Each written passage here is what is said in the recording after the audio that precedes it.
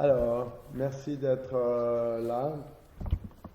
Donc, aujourd'hui, c'est le lancement du référendum contre l'accord de libre-échange avec l'Indonésie, qu'on a intitulé Stop huile de palme, puisque l'huile de palme est vraiment emblématique de ces échanges, souvent des échanges de produits agricoles.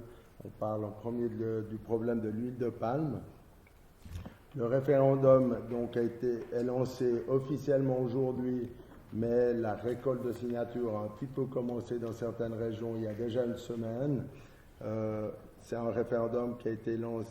L'idée de lancer le référendum est partie de moi-même, donc Willy Cretonny. Je suis je suis dans plusieurs organisations. Je suis à la fois président des vignerons suisses, mais je suis ici sous Nouveau Radical, qui est un petit mouvement, un nouveau parti que j'ai créé à Genève, qui est en train de se créer. J'ai lancé l'idée parce que quand j'ai vu passer la décision du Parlement le 20 décembre, les jours suivants, je me suis dit, il va quand même se passer quelque chose, peut-être que dans les médias, peut-être que des mouvements vont se décider à lancer le référendum. Et voyant que rien ne se passait, premièrement, la première chose, c'était est-ce que l'accord est soumis à référendum, parce qu'ils ne sont pas toujours soumis à référendum. Donc j'ai interrogé la chancellerie qui m'a confirmé ça à fin décembre.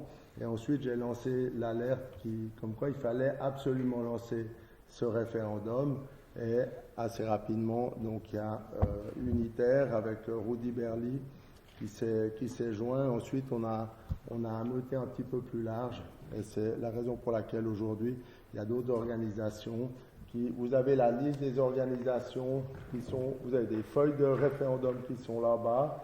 Et au bas de la feuille, il y a la liste de toutes les organisations qui aujourd'hui soutiennent. Donc, je vais juste les citer: Unitaire, Multiwatch, Encomindios, Agrisodi, Crossroads, Agrarinfo, POP, PDA, PST, Solidarité Est, Nouveau Radical, Bioforum, Longomai, Solidarité sans frontières, Juso, TIR, IM Focus et le Parti socialiste section Genève qui nous ont rejoints maintenant.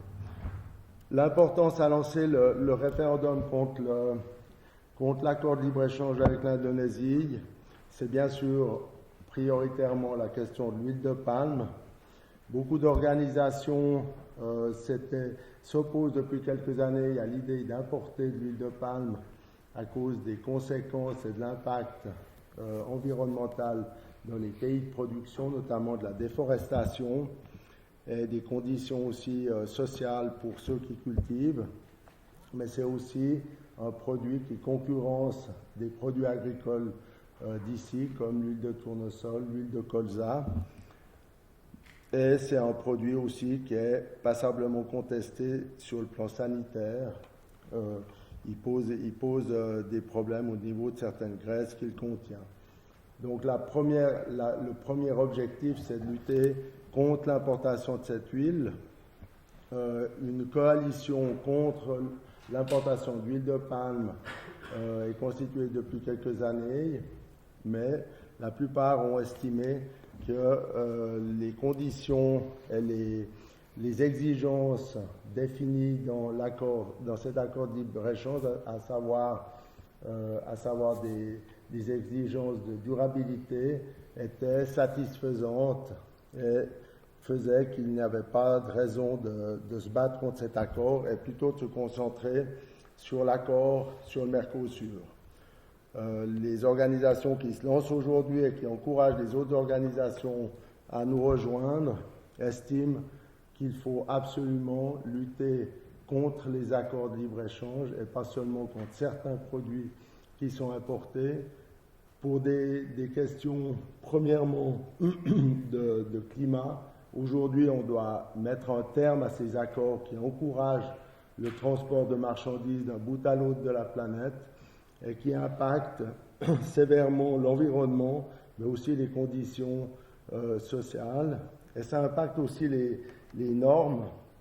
Importer des produits de l'autre bout de la planète, sans respecter les normes qu'on a adoptées ici. C'est pas acceptable. Et il y a quelques années, avec une autre vigneronne, on avait édité une petite brochure qui s'intitule « Le protectionnisme, une politique d'ouverture et de concurrence loyale ». C'est parce qu'il est extrêmement important aujourd'hui de reconnaître le droit à chaque population de protéger ses produits, de faire des choix sur le plan environnemental, sur le plan sanitaire, sur le plan économique aussi. Et à ce titre, on réclame qu'il y ait des mesures qui permettent de protéger dans chaque région les produits selon les choix de ces populations.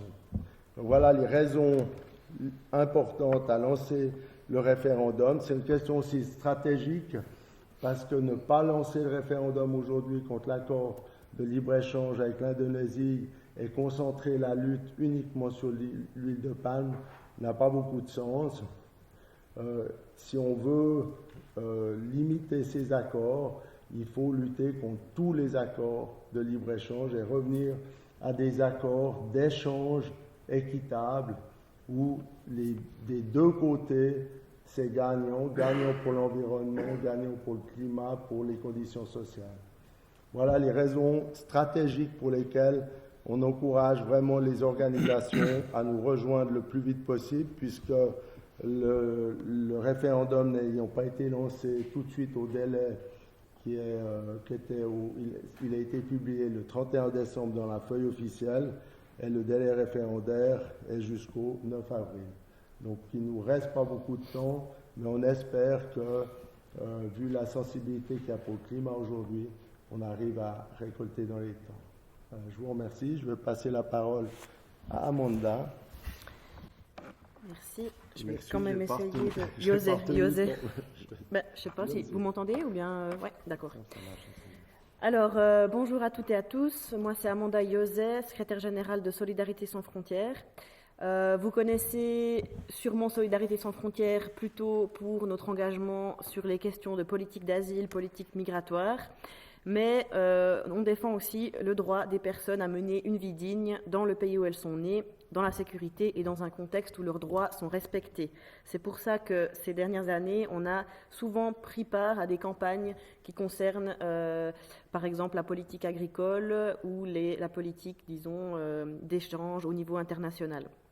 Donc aujourd'hui, je suis présente à cette conférence de presse parce que cet accord de libre-échange conclu entre la Suisse et l'Indonésie, tout comme les autres accords de libre-échange déjà conclus ou à venir, comme le disait Willy, vont encore empirer les conditions de vie des paysans dans les pays du Sud, en les poussant toujours davantage sur les chemins de l'exil.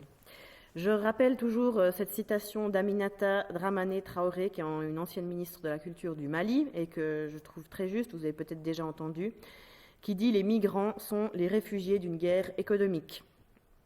Dans le modèle actuel d'agriculture industrielle concentrée sur les besoins des pays du Nord, cette politique industrielle fait partie de cette guerre économique qui ravage l'hémisphère sud en détruisant les marchés agricoles locaux et en privant les petits paysans des ressources nécessaires à leur propre approvisionnement. Partout dans le monde, les droits des paysans sont violés quotidiennement. Et en Indonésie, l'accaparement des terres est un problème extrêmement aigu, notamment parce que des puissants groupes producteurs d'huile de palme obtiennent des concessions du gouvernement et agrandissent leurs plantations au détriment des droits et des terres des paysans traditionnels qui sont chassés de leurs terres. Les paysans traditionnels, de ce fait, ne peuvent plus nourrir leurs familles. Et pendant ce temps, les sociétés transnationales de l'agroalimentaire prospèrent et accaparent des hectares, imposent la déforestation, contaminent les sols par l'établissement de monocultures et utilisent en masse des pesticides et des engrais. Tout ça pour une production destinée, on l'a dit, au marché mondial. Les accords de libre-échange sont un système de destruction organisée des écosystèmes et des moyens d'existence de milliards d'êtres humains sur cette terre. Et l'accord entre la Suisse et l'Indonésie n'est pas une exception. On le sait par expérience aujourd'hui, le libre-échange n'augmentera ni la prospérité ni la qualité de vie, ni en Suisse ni en Indonésie. Il sert uniquement les intérêts des actionnaires des grosses multinationales et il renforce la domination du Nord sur le Sud. Il est la cause de nombreuses migrations forcées, que certains appellent de manière méprisante ensuite migration économique. Comment s'étonner en fait que tant de paysans appauvris, privés de terres et de ressources deviennent des réfugiés dans leur propre pays et parfois essayent de le quitter pour chercher un emploi ailleurs? Comment nier la part de responsabilité de notre gouvernement qui poursuit le développement d'un modèle d'échange international qui est appelé à disparaître si on veut préserver notre environnement et l'espèce humaine? Ne serait-il pas temps de choisir enfin le camp des paysans, des petits producteurs, suisses ou indonésiens, plutôt que celui de l'agrobusiness? Je rappelle que la déclaration de l'ONU sur les droits des paysans a été adoptée en 2018, c'est tout récent. L'accord de libre-échange entre la Suisse et l'Indonésie est en totale contradiction avec cette déclaration, que la Suisse a pourtant soutenue. Pour nous, les seules voies valables aujourd'hui pour éviter la destruction des moyens d'existence des paysans et l'explosion de la migration forcée qui en découle, c'est d'en finir avec cette dictature de la mondialisation néolibérale. C'est de s'orienter en Suisse comme en Indonésie vers un développement local centré sur les besoins des populations locales et non pas d'une poignée de grosses sociétés. Visiblement, notre gouvernement et notre Parlement n'ont pas encore bien compris les enjeux environnementaux et humains de notre époque. Pourtant, il y a urgence et c'est pourquoi ce référendum est une absolue nécessité. Merci pour votre attention.